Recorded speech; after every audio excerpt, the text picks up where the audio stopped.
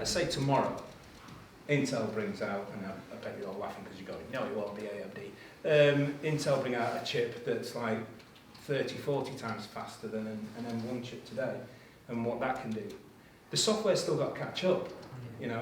The people have got to write it. The trouble is there's always the gap. As a leap happens, then the rest has got to catch up. So whether it's the hardware going faster or the software going faster, then something's got to catch up.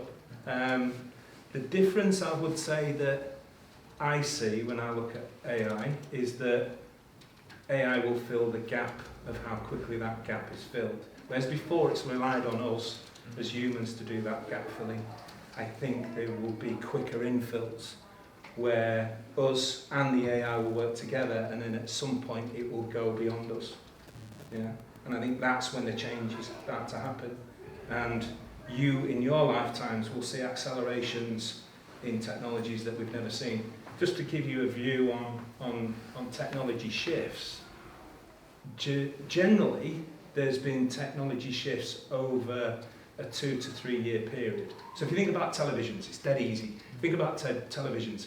We're now 60 years out, saying Yogi Bird, 70 years out. Look how far we've come from then. 70 years from first transmission to 4 and 8K TV. Yeah, not transmitted over the air, but you know, viewable. How quick that is. Now, if you showed somebody in the 1800s that kind of technology shift, they'd fall down dead because they wouldn't really be able to believe it. But you accept it, and that next shift will be 2 a year. And when 2 a year happens, oh my God, you know, I'm just managing to keep up. You know, you guys, it's going to be really interesting. Yeah. Has everyone else got anything to want to pick up? I mean, I've got a question if no one else has, but mine is more like building on what you just said there. How do you keep up? Like, where do you find the time to keep up with the trends, the developments, whilst working? Well, I don't know, does it come up with you at all? I think for me and sort of our team, we tend to focus on, obviously because we're engineering, so we're really bothered about the sort of software development side of it.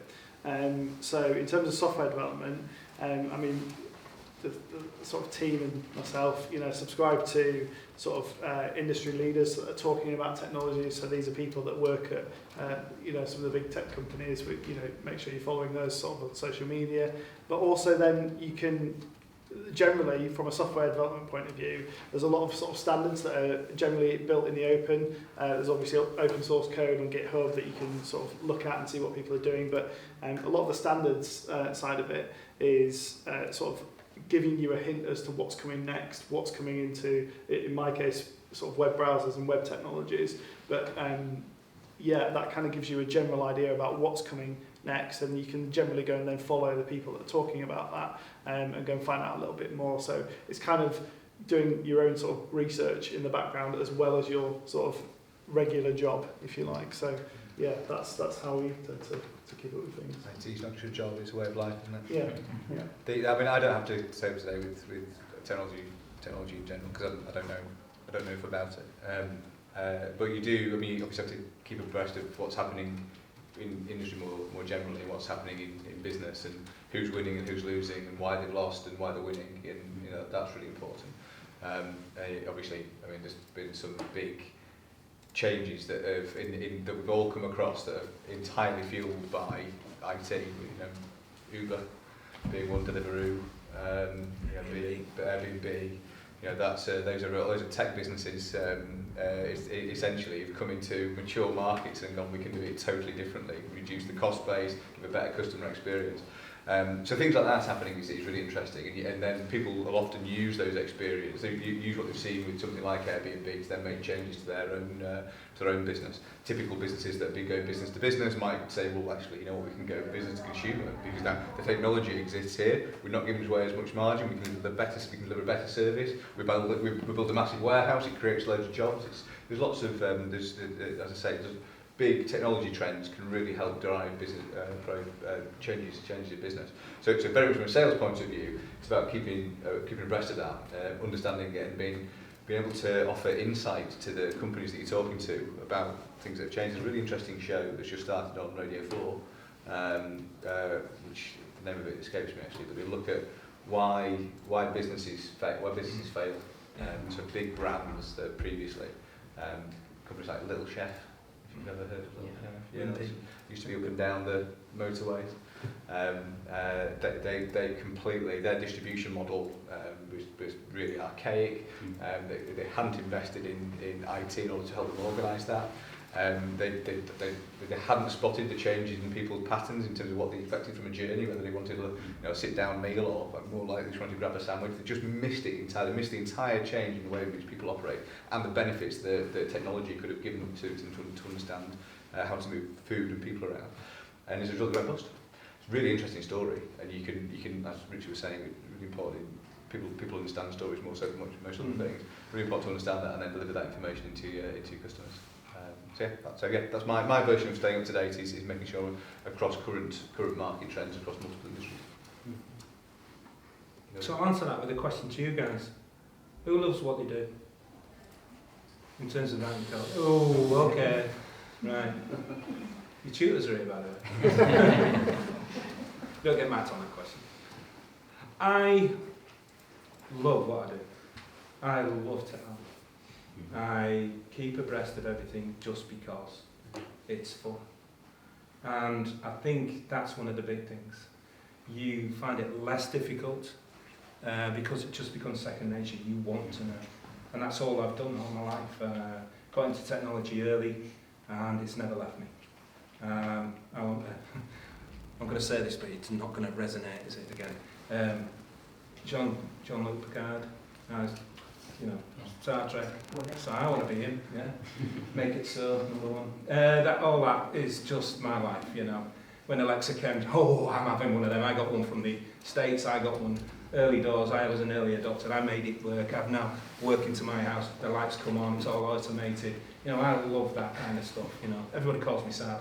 I could run a 2,500 people organisation off the network I run at home. Just because I love technology, okay? That's why. So I think, how do I keep abreast? Is because you want it, yeah?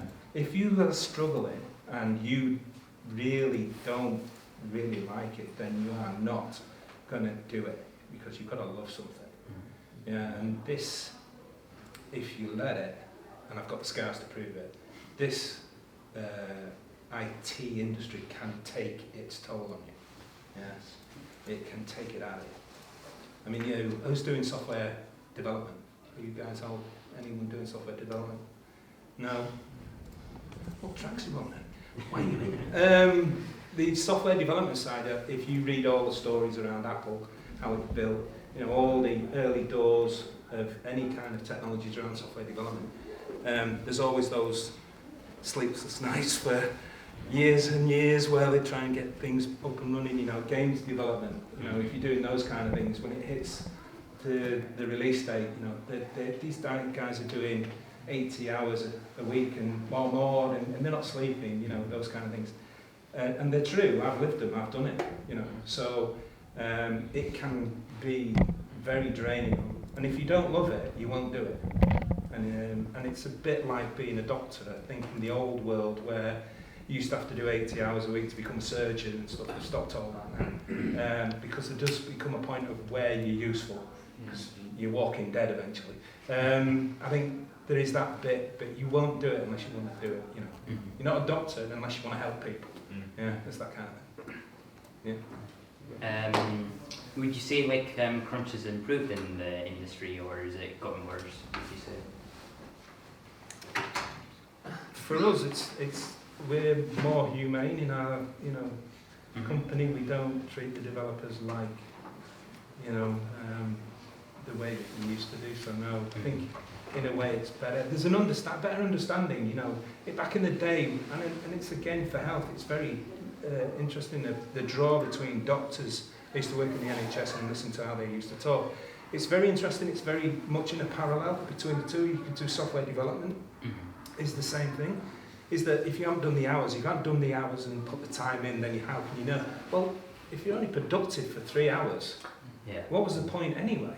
You know what I mean? So I think now we're more consciously aware that you have a certain working time that is of value, and the rest of it is just churn. Yeah. And that's when the mistakes are made, and it'd be better to shut down and do something and then come back to it. So I think there's been a shift from my perspective, but I think the rest of like the people that you work with as well, obviously in terms of like software development has been has been around now for a while. People, it's in businesses. People, a lot of businesses are have engineers or outsource to engineers. So there's an understanding in businesses now about how projects come together. So I think there's a lot more sort of, as you were saying, like understanding of sometimes we're not expecting people to be working all the time, every single hour, every day, just to hit a business deadline. Yeah. We can move the deadline if we need to.